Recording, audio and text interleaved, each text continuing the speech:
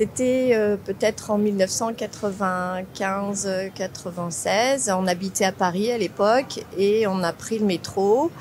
Et des policiers sont arrivés vers nous et ont demandé les papiers à mon mari et pas à moi. En fait, moi, quand j'ai commencé la danse, il y avait un groupe en bas de chez nous qui ne me laisse pas s'entraîner à cause de ma différence.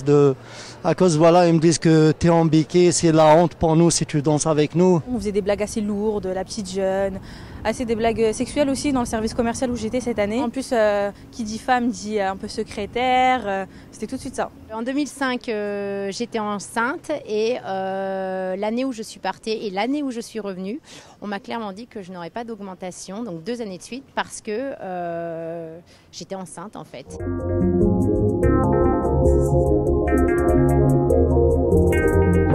Pour chercher un stage, on était dans un groupe de 14 jeunes. Donc moi j'en faisais partie. J'étais le seul maghrébin entre parenthèses. Et pour trouver un stage, il a fallu que je frappe à 37 portes, 37 entreprises. Il n'y en a aucune qui m'a pris. Pourquoi? Parce que je m'appelais Zarzouri Badr. Le fait de ne pas pouvoir obtenir un stage, ça fait partie des cas de discrimination qui sont textuellement prévus, que ce soit par le Code du travail ou par le Code pénal. Il faut savoir qu'en droit français, il n'y a pas le juge de la discrimination.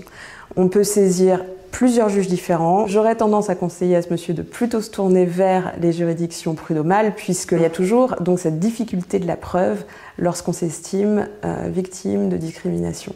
En droit du travail, on va considérer que c'est à la personne qui s'en plaint de dire « moi j'ai été victime de discrimination ».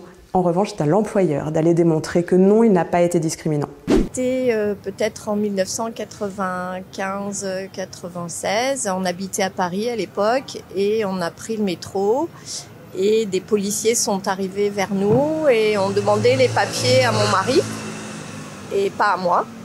Si on est victime de contrôle aux faciès, comme on l'appelle, on peut saisir le juge civil contre l'État pour faute lourde, en disant « vous, État, vous n'avez pas respecté votre engagement de traiter tous les citoyens de la même façon, alors qu'il y a un principe d'égalité de traitement, vous avez commis un acte de discrimination ». Les avocats sont là pour aider les personnes qui sont victimes de discrimination, sont là pour leur donner des conseils adaptés à leur situation, pour leur donner des conseils qui vont aller dans leur sens et qui vont les aider à obtenir réparation des préjudices qu'ils ont subis. Ça m'arrive assez souvent au travail, je suis pâtissière, donc c'est un milieu très masculin. C'est arrivé à des collègues, les patrons qui se permettent de « t'es une fille, t'es toute petite, t'es toute mignonne, on te caresse, on te passe la main comme ça dans le t-shirt et tout ça, ça arrive. Je l'ai vu et je l'ai vu beaucoup. Cette personne nous parle d'harcèlement sexuel et c'est une infraction pénale qui en soi comporte un élément de discrimination puisque on va harceler, un harcèlement à caractère sexuel envers donc une personne, très souvent une femme, parce qu'elle est une femme. Là, il y avait en plus, dans ce que raconte la dame, des attouchements. C'est gravissime et il faut saisir, je pense il faut pas hésiter, il faut saisir les juridictions compétentes dans ce genre de cas.